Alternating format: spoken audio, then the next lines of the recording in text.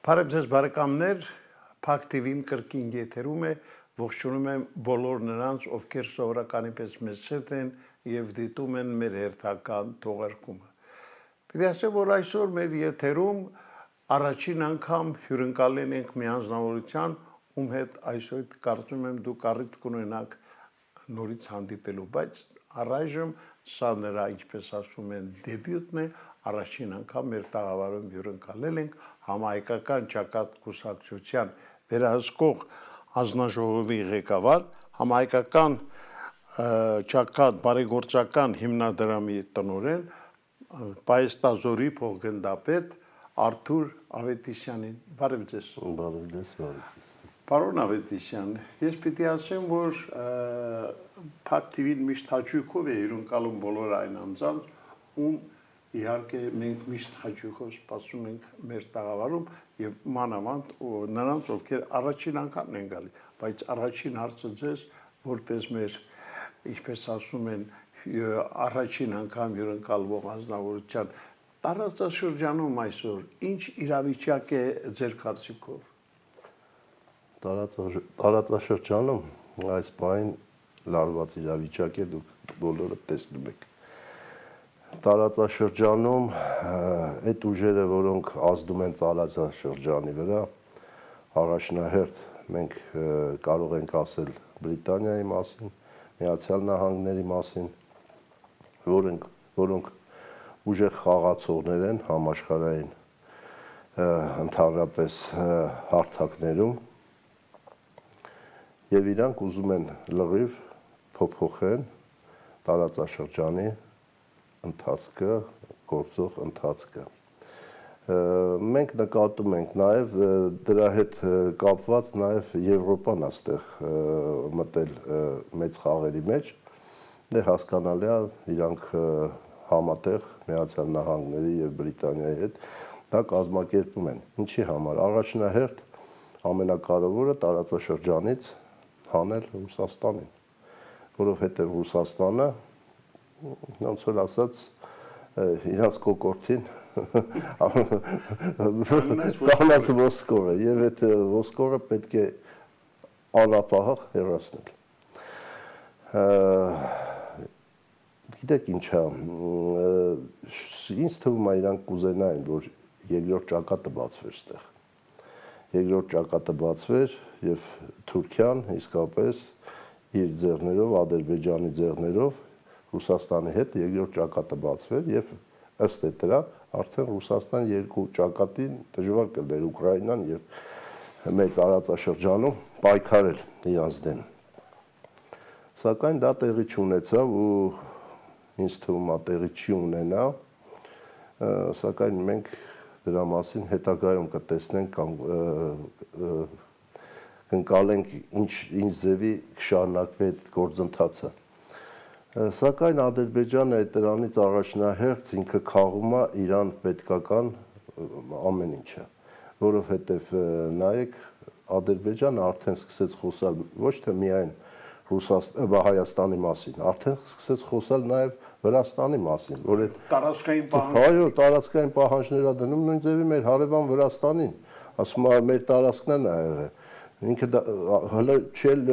Հայաստանով եզրափակվում, արդեն ինքը հասնում է մյուս հարևաններին։ Դե դա հասկանալի է, որ ինքը Իրանով դա չի անում, այդ իրան բրդում են Իլհամ Ալիևին էլի վերևից ասում են, ոնց պետք է անի եւ ինքը անում է, ինքը ուժեղ դիվանագետ է, ոնց որ Էրդողանը։ Եվրոպան ոնց կարող է մեր դիտորդները, որոնք եկել են Եվրոպայի դիտորդները, որոնք ստեղ հիմա կայանացած են մեր տարածաշրջանում։ Իրանք շատերին թվում է, թե ինչ-որ մի բանով մեզ օգնում են։ Կարող է ինչ-որ չնչին, ինչ-որ մի բաներ կա, որ էդի արտահայտվում է իրանց պարլամենտներում բաներում, որ դիտորդները տեղ կան։ Սակայն եթե մենք տենում ենք նույն ձևի Եվրոպայի բարձր աստիճան ղեկավարներ գալիս են Ադրբեջան եւ իրանց խոսքը ասում են նրա մասին, որ Ադրբեջանը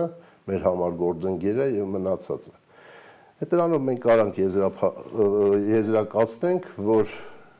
Եթե ինչ-որ ագրեսիա անի Ադրբեջանի կողմից, պատերազմ լինի,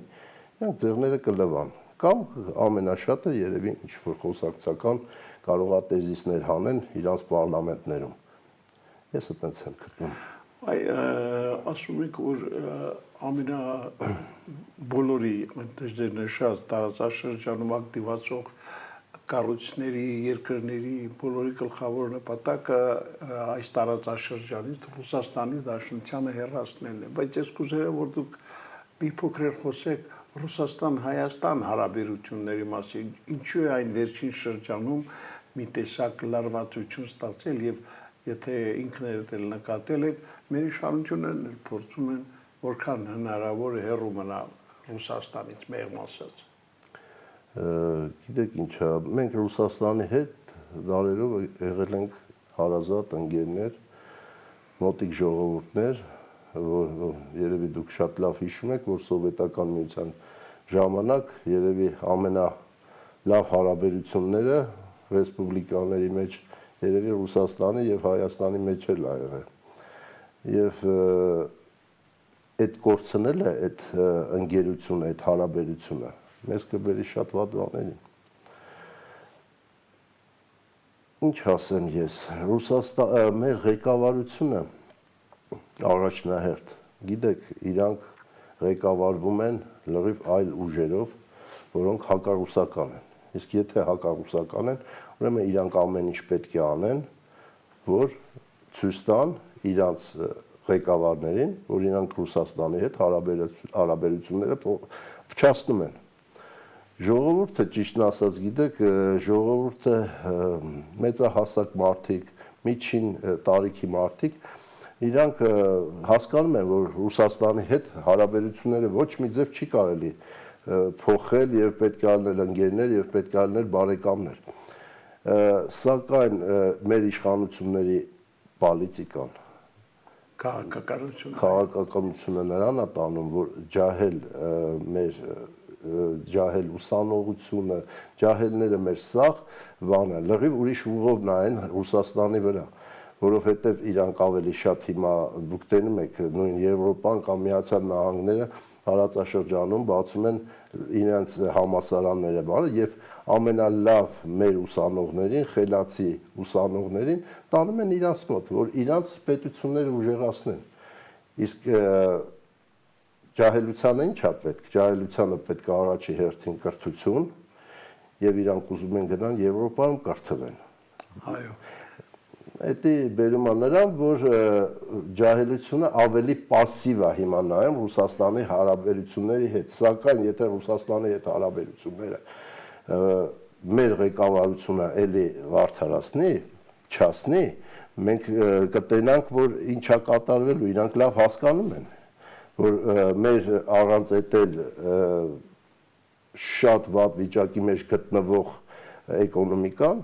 ավելի քիչնի ներքև, որովհետև հիմա մենք շատ ապրանքներ եւ առանց բանը Ռուսաստանի շատ ցածր գներով գալիս են մտնում են Հայաստան։ Հետո կբերի նրան, եթե լրիվ կապերը մենք կորցնենք Ռուսաստանի հետ, կբերի կոլապսի։ Ես պիտի մեր ունկնդիրներին եւ մեր բոլոր հեռուստադիտողներին ասեմ, որ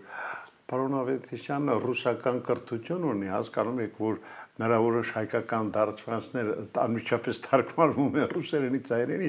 բայց ես խնդրեցի, որ պարոն Ավետիսյանը մայր լեզվով խոսե, ես պիտի ասեմ, որ ված չի ստացվում։ Այնպես որ դուք հանգիստ արտասվեք, սա փակ տվին է, որտեղ ամեն ինչ պարզ է, ազատ, հանգիստ եւ ասեմ ձեր հայրեն իսկապես ված չի, բոլորին մաչելի հասկանալի է, պարտադիր չէ միայն գրական հայերենով, բառեր կամ որ կարելի է նաև ժողովրդական լեզվով ասել, իսկ դա նշանակում է որոշ բառեր էլ կարող եք օգտագործել ռուսերեն, այսպես դարձվածքով։ Լավ, պարոն Ավետիսյան։ Ես մի բան ավելացնեմ, ես ոչ թե Ռուսաստանում ապրում եմ կամ սաղ կյանքս տեղ եմ ապրել, սակայն մեր կրթությունը այն ժամանակ մենք ստացել ենք սկսած մանկապարտեզից, դպրոցից, ռուսական կրթությունով, բարձրագույն կրթությունը բանսա ռուսերեն ա եղել։ Դրա համար եւ աշխատանքը լեզվի մասնագետ եք ձեր կրթությամբ։ Չէ, այնտեղ չենք ապրել, այնտեղ չենք։ Չէ, դե բարձր, ես հասկանում եմ դա ինչ է։ Երբ մարդը ռուսալեզու է, ինքը շատ դժվարությամբ է մեկ այլ լեզվով նման հաջողությամբ արտահայտում։ Ես լսել եմ ձեր ռուսերեն, գիտեմ փայլուն է այն, ինքս էլ երբ ապրել եմ Ռուսաստանի Դաշնությունում աշխատել եմ, միշտ ինձ ասում են ռուսերեն լավ եք խոսում, բայց ինչ որ ակցենտ կա, հիմա ձեր ակցենտը կա։ Լավ, այդ թողեք մի կողմ, հիմա տեսեք, այն իրավիճակը այսօր որ տիրում է մեր ազգային ժողովում, մեղմ ասած շատ տխրեցնող է։ Ես ամեն անգամ երբ հետևում եմ ազգային ժողովի աշխատանքներին, հիասթափվում եմ եւ դիմությունից եւ ընդդիմությունից։ Ավելին ասեմ ձեզ, հիմա այնտեղ փորձում են սկսել մի գործընթաց ընդդիմությունների પર, որ իմպիչմենտ հայտարարվի Նիկոլ Փաշինյանին, բայց շատ վերլուծաբաններ ասում են, որ դա օգուտ է, ձեռնտու է ԿՊՀ-ականներին, որտեղ հասկանալի է, որ այն չի անցնելու, նախ ընդդիմությունը մեծամասնություն չունի եւ ինչպես միշտ մեծամասնությունը դրան դեմ կքվեարկի ու արդեն Նիկոլ Փաշինյանը եւս մի որոշ ժամանակով կմնա այդպես անձեռնամխելի։ Դուք այս մասին ինչ կարող եք ասել։ Իմպիչմենտի մասին կարող եմ ասել, եթե հնարավորություն լիներ, որ իմպիչմենտ կատարվեր Նիկոլ Փաշինյանին, ված չէր լինի։ Սակայն մենք ոնց որ դուք ասեցիք, մենք տեսնում ենք, որ դա ընդհանրապես խոսքեր են, որոնք խոսքերը կգնան, իրանք այդ դրա վրա կաշխատեն, մեր ընդդիմությունը կաշխատի այդ ուղղությունով, սակայն ինքը ոչ մի օգուտ չի տա։ Ոնց որ դուք ասեցիք, ճիշտ է։ Բայց պետք է առաջնահերթ մենք մեր ուժերը, մեր ընդդիմությունը, մենք համահայկական ճակատշարժումը առաջնահերթ մտածի նրա մասին, որ ինչքան շուտ կարողանանք ազատվենք օրինական ճանապարհներով այս ղեկավարությունից, այդքան լավ կլինի մեր ժողովրդի համար, որովհետև տանում է այս ղեկավարությունը, տանում է մեր ժողովրդին անդունդը, տանում է նույն գենոցիդին, 15 թվականի գենոցիդին, որովհետև դուք տենում եք Ադրբեջանի ռեպլիկաները, Ալիևի ռեպլիկաները, որ ինքը արդեն անում է նրա մասին, որ ոչ թե մենակ Հայաստանը, սկսած Երևանից 350,000 հոգի ադրբեջանցի պետք է գա։ Իսկ մեր ղեկավարությունը մեկը չի ասում, որ Բաքվում ավելի շատ հայ ապրեք եւ մտավորական հայեր են ապրել, որը կառուցել են Բաքուն, որը ամեն ինչ արել են, որ մեկն ու մեկը պետք է Բաքու վերադառնա։ Դրա մասին ոչ մի խոսք չկա։ Իսկ եթե այտենց նայենք մեր ղեկավարությունը, եթե օբյեկտիվ լիներ, նույնը կարար ասել, որ հայերն է պետք է վերադառնան այն հողերին, իրանց որտեղ ապրել են, իրանց տները Բաքվում եւ ուրիշ հարակից քաղաքներում եւ գյուղերում Ադրբեջանի, որտեղ հայերը ապրել են։ Մի հատ իրանց կողմից այդ խոսակցությունը չի գնում ընդհանրապես ոչ մի արտակներում։ Այո, պարզ է։ Հիմա ես իհարկե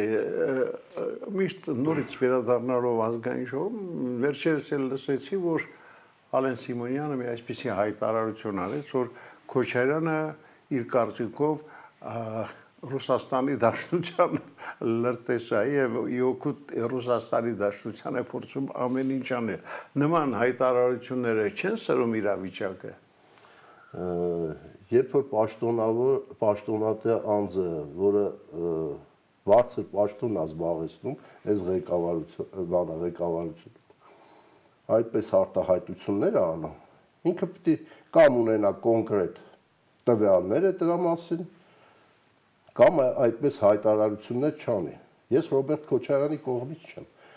սակայն այդ պաշտոնյա անձը, Ալեն Սիմոնյանը, եթե այդ հայտարարությունները անում է, ինքը պետք է բերի հանրությանը ցույց տա, որ իսկապես դա լրտես է, բայց դա չի հրապարակվում ոչ միտեղ կոնկրետ փաստերով։ Մենք գիտենք, որ Ռոբերտ Քոչարյանը շատ մտերիմ հարաբերությունների մեջ եղել է Պուտինի հետ։ Երևի հիմա էլ կա, ես չեմ կարող հստակ ասեմ իրանք ընկերներ են, թե ոչ այս պահին, սակայն կոնկրետ փաստեր, որ ինքը լրտես է, եթե այս կառավարությունը ունի, թող հայտարարի, այդ ժամանակ հանրությունը կտենա իսկապես լրտես է, թե լրտես չի։ Իսկ կառավարությունից քանի հատ լրտեսներ մենք ունենք, որոնք այլ պետությունների լրտեսներ են, Դրա մասին է մենք չգիտենք հստակ, ճիշտ է, հանրությունը չգիտի, բայց վաղը մյուս օր դա կհրապարակվի մի կողմից կդուրս գա, կտենակ, որ իմանանք ում լար տեսնեն եղել։ Դե կյանքը շատ հետաքրքիր բան է եւ այնպեսի զարգացումներ են լինում, որ շատ նույնիսկ անսպասելի։ Իսկ փակ TV-ն դուք գիտեք, դա փաստերի, անակնկալների եւ իհարկե յուրատեսակ կարծիքների հերոստալիք է փակ, որտեղ ամեն ինչ իրականում բաց է եւ մենք փորձում ենք փակագծերը միշտ բացել։ Այ ուզում եմ անդրադառնանք վերջերս նոր-նորքի համայնքում տեղի ունեցած այդ խայտառակ բռնությանը, միջադեպին եւ այդ մասին հետաքրքիր է լսել ձեր կարծիքը։ Մենք երեք տեսանք, որ քաղաքապետարանում հավաքվեցին էլի համ ընդդիմադիր ուժերը, համ դիմադիր ուժերը, ոնց որ ասած, եւ այդտեղ թաղապետը, որը դա թույլատվե Մասիվի համայնքի թաղապետը, ինքը ներողություն խնդրեց, համ հանրությունից ներողություն խնդրեց, համ թաղապետից ներողություն խնդրեց, քաղաքապետից ներողություն խնդրեց իր արարքի համար, Ավինյանը ճիշտ է իր խոսքերը ասեց, որ մեր թիմը չպետք է իրան թույլ տա սադրանքների գնահատեց բան, բայց մենք ինչ ենք նկատում, մենք նկատում ենք, որ իրանք դա անում են, արդեն որերորդ անգամն է անում են, հետո ներողություն են խնդրում։ Ներողություն խնդրելը ո՞րն է, երբ որ արդեն ճաշը եփած է։ Հասկանալի է, ված չի որ ներողություն են խնդրում, բայց հետագայում տենց արարքներ էլ չպիտի լինեն։ Մենք տենանք հələ շարունակությունը ոնց կլինի, եթե ներողությունով դա վերջանում է, հետո մենք կհասկանանք, որ քրական գործեր է, չէ՞ հարուցվել։ Պարոն Հուշյան, քրական գործեր է, մենք տենանք այդ քրական գործերով վերջնաբանն է, ինչ կստանանք։ Քրական գործերը ոնց կփակվեն։ Այդ դրանից արդեն մեզ պարզ կլինի, թե ռեսուրսը ոնց է օգտագործում, պետական ռեսուրսը, թե չի օգտագործում։ Արդար է, թե արդար չէ։ Դե իհարկե ձեր հարազատ ռուսաց լեզվով ասած, после драки кулаками не машут։ Պարոն Ավետիսյան, ես գիտեմ, որ դուք իսկապես շատ հետաքրքիր կառույց եք ներկայացնում, համահայկական ազգային ճակատշարժումն էլ իհարկե իր ծրագրերն ունի եւ համագործակցելով սերտորեն այդ կառույցի հետ, համահայկական ճակատկուսակցության անդամներն էլ փորձում են ինչ որ բանով օգտակար լինել մեր ժողովրդին։ Կա ծրագրեր, պլաններ, որ ի վերջո այս իրավիճակը շտկվի։ Միանշանակ պլանները կա, մեր առաջնորդը գեներալ-մայոր պարոն Կարապետյանը միշտ դրա մասին խոսացել է, խոսում է եւ խոսելու է անընդհատ այդ մարդը ցույց է տալի հանրությանը, թե ինչ վիճակի մեջ ենք մենք գտնվում։ Իրադարձությունները ես ուզում եմ նշեմ, որ մեզ պետք է այդ իրադարձությունները որ փոփոխվեն դեպի լավը, պետք է փոխվի անպայման ղեկավարությունը ու այս պահին շատ ճիշտ կլինի, որ ղեկավարը լինի զինվորական։ Ես դա կարող եմ բերեմ, գիտեք, նույն վիճակը եղել է Լիբիայում, դուք կհիշեք։ Երբ որ Կադաֆին եկավ, սա մտածում էին, ինչ կատարվեց, զինվորականը եկավ։ Զինվորականը Կադաֆին Լիբիայից ինչ սարքեց։ Երկիր սարքեց։ Պինոչետը Չիլիում։ Այո, երկիր սարքեց, Պինոչետի մասին մի քիչ կարող ենք երկար խոսալ, ընդ շատ վատ բաներ էլ ա եղել, բայց Լիբիայում որ մենք վերցնենք, վերջում ընդհանրապես սաղ մարդիկ երջանիկ ապրում էին։ Այսօր նրանք գլխներին են տալիս, որ նման ղեկավարի գլխներին չեն տալի, չեն թույլ տալի իրաց, որ իրանք գլխներին տան, որտեղ մասնացել են սաղ պետությունը ու այնտեղ բանդաներ են գործում ու չես հասկանում ինչա կատարվում։ Եվրոպան, այո, բայց որովհետև վերջի բանը եղել է նա, որ Կադաֆին ուզեցավ իր փողը սարքեր ոսկով կոնվերտիրումի վալյուտա, որը կբերեր նրան, որը դոլարը համապատասխան եւ նույն ֆունտ ստերլինգները իրանք կարժեքազրկվեն։ Դա վերջի կաթիլն էր, երբ որ միրաժները արդեն բարձացան վերև եւ սկսեցին հարվածները Լիբիայի վրա եւ հետո տեսանք ինչ եղավ։ Իսկ հիմա ժողովուրդը ինչ ձևի է ապրում։ Նույնը ես ասում եմ, որ մեզ պետք է ղեկավար, որը կկարողանա կորձինացնի առաջի հերթին անվտանգությունը, մեր անվտանգությունը, Հայաստանի անվտանգությունը, Հայաստանի ժողովրդի անվտանգությունը, ուժեղացնի առաջի հերթին բանակը, բանակի վրա ուշադրություն չի դարձվում հիմա, տենում ենք ինչա կատարվում, այն կողմից ասենք, թե դիպուկահարները այս վերջերս չեն կրակում, բայց բանակում մարդիկ մեր զինվորները մահանում են, էլի շաբաթը մեկ էլի մի բան լսում ենք, որ մի բան եղավ բանակում, այն ժամանակ ասում ենք լավ, ընդեղից Ադրբեջանից կրակում են, ուրեմն բանակը այն վիճակի մեջն է գտնվում հիմա, որ ընդհանրապես վերահսկելի չի ղեկավարության կողմից, առաջի հերթին պետք է բանակը ուժեղացնել, որ հակառակորդդ, որ քո հարևանը, սենց ասեմ, տենա, որ դու ուժեղ ես և հետևիցդ ունես ուժեղ ընկեր, որը թիկունքիդ կկանգնի և կօգնի հստակ։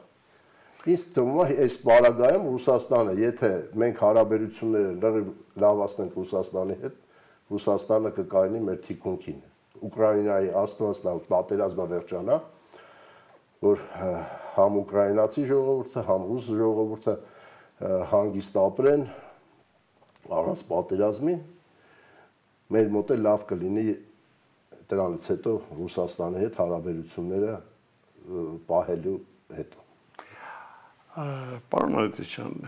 այն պայմաններում, որ մենք այսօր գտնվում ենք, հատկապես սահմանամերձ գոտիներում եւ կրակոցները շարունակվում են, արդյոք հնարավոր է այս պայմաններում խաղաղության պայմանագիր կնքել մի երկրի հետ, որ ամեն կերպ փորձում է քեզ ոչնչացնել։ Պարոն Հուշյան, մենք ամեն օր երևի դա տեսնում ենք, ամեն օր տեսնում ենք այդ խաղաղության մասին, լսում ենք այդ պայմանագրի մասին, այդ թղթի մասին, որ մեր ղեկավարները Հայաստանի, ոչ թե մեր ղեկավարները, այս հիմիկվա իշխանությունները Հայաստանի Հանրապետության, որոնք խոսում են դրա մասին։ Ադրբեջանը չի խոսում, ինքը խոսած վերջերս ասեց, արդեն ամեն ինչը պատրաստ է, բայց կրակոցները հասկա դա այդ հասարակ այդ կրակոցները արդեն ուզում են վախեցնեն մարդկանց։ Իրանք ցույց են տալի, որ իրանք ուժեղ են, իրանք վախեցնում են։ Պատրաստում են մեր ժողովրդին, որ նայեք, վաղը մյուս օր մենք հարձակում կարող ենք գործել, որովհետև դուք սահմանադրությունը ձեր չեք փոփոխում ոնց որ մենք ուզում ենք, ճանապարհը չեք բացում ոնց որ մենք ուզում ենք, ուրեմն մենք ուժով դա կվերցնենք։ Նրա մասին է խոսքը։ Պարզ է։ Ես իհարկե ուզում եմ շնորհակալություն հայտնել այսօրվա համար։ Պիտի ասեմ, որ առաջիկայում կարծում եմ մենք թեման կզարգացնենք եւ առիթի դեպքում ձեզ նույնպես կհրավիրենք, որտեւ իրավիճակը այնպեսին է, որ մենք պարտավոր ենք լսել բոլոր կողմերին, իսկ համահայկական ճակատ շարժման, ել չեմ խոսում կուսակցության ներկայացուցիչների եւ այլ բարձրաստիճան ներկայացուցիչների ընդունել մեր տաղավարում, դա շատ կարեւոր է, որտեւ շատ քննարկող հարցեր կան։ Շնորհակալություն, որ եկաք։ Ես եմ շնորհակալություն հայտնում ձեզ, շատ շնորհակալ ենք, որ նրանք ընկել են ձեր մոտ ստեղ։ Մենք միշտ մեր կուսակցությունը, մեր շարժումը, մեր շարժման անդամները մեծ հաճույքով կգան ձեզ մոտ եւ ինտերվյուն կտան։ Շնորհակալ եմ։ Սիրելի բարեկամներ, Արթուր Ավետիսյանն էր մեր տաղավարում։ Արդեն հասկացաք, որ համահայկական ճակատ շարժման եւ նույն անուն կուսակցության ներկայացուցիչները այսօր ավելի հաճախակի մեզ կհյուրընկալվեն։ Այնպես որ սպասեք նրանց առաջիկայում։ Իսկ այսօր այսքանը։ Ցտեսություն։